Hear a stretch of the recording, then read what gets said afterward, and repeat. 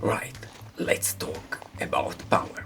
I've tested huge tactical lights, but never a pocket torch that, quite frankly, is brighter than the low beams of my trusty old Suzuki Jimny.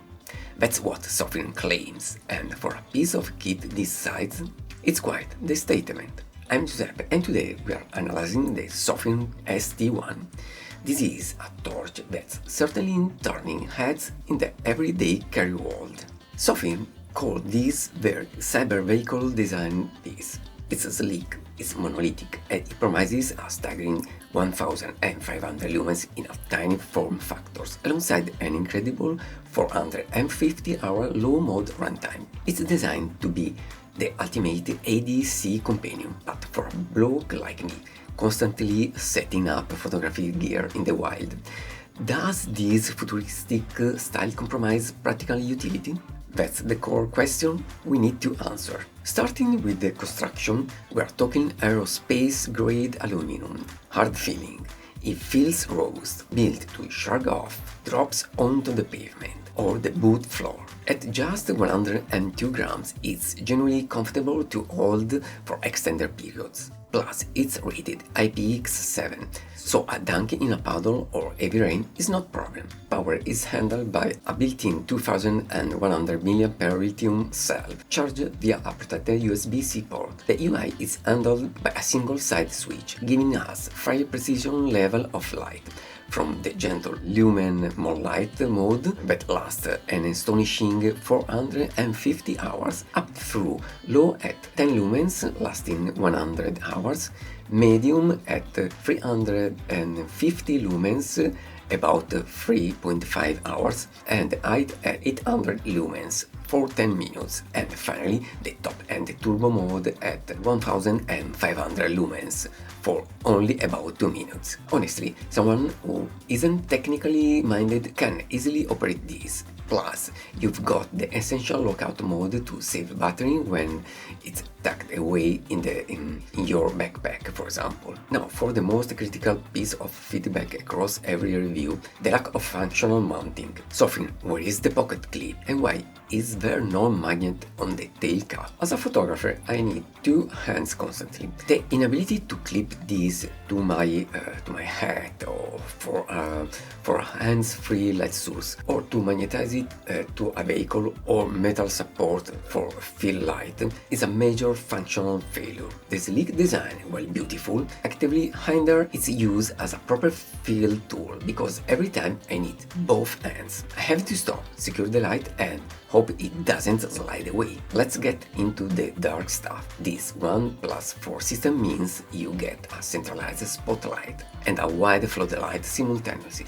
On turbo, the 6500 Kelvin cool white spot cuts through the night brilliantly, hitting that 226 meters mark easily. The intensity here is incredible. It really does rival my vehicle's illumination.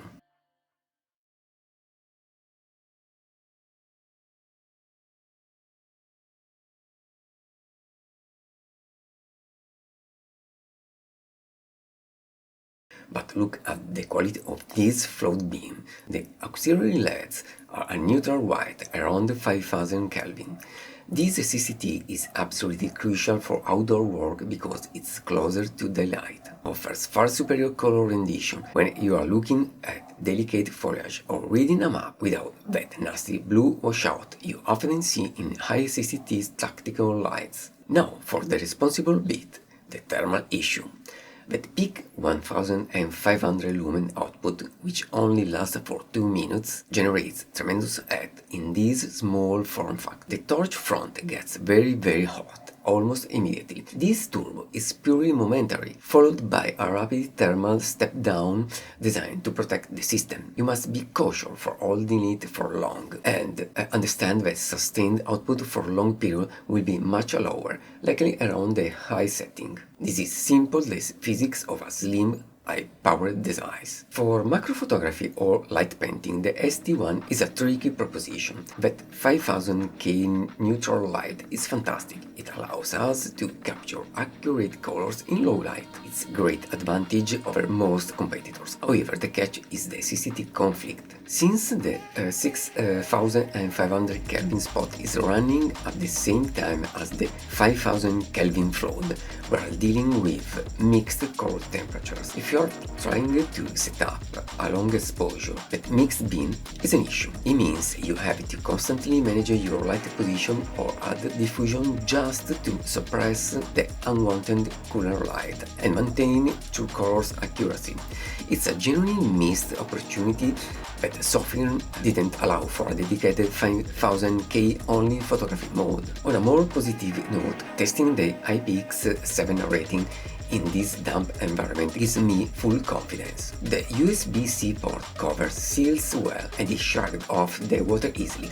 This is definitely a torch that can handle the unpredictable weather of the Sardinian outdoors. So, what's the final verdict of the Sofirn ST1? This is a torch defined by conflicting brilliance. It's a beautifully styled piece of kit that delivers spectacular performance for its size. Speaking about the pros, for sure we have the phenomenal 1500 lumen power burst, excellent endurance in moon mode, and crucially a simple UI combined with that highly useful 5000 Kelvin neutral flood beam. Instead of speaking about the cons, that fantastic high static has stripped away necessary utility. No pocket clip and no magnetic tail cap. The thermal management on turbo is a major functional limitation, confining that maximum output only to momentary use. So, who is this for? If you are a urban ADC enthusiast who values style, simplicity, and need a quick, powerful burst of light, the ST1 is brilliant. If you are a field worker, a mechanic, or a nature photographer like me, who relies on hand-free operation in rugged environments, I would recommend looking elsewhere. The functional compromises, particularly the lack of a mounting system, is simply too great for complex field work. Despite those drawbacks, I give a final thumb up. If you fancy checking the Sofirn ST1 out for yourself, I've put links down in the description below. Let me know in the comments, would you trade a pocket clip for this cyber design aesthetic? Don't forget to like this video, subscribe to the channel, and hit that notification bell for more expert kit reviews. Cheers, and I'll see you on the trail.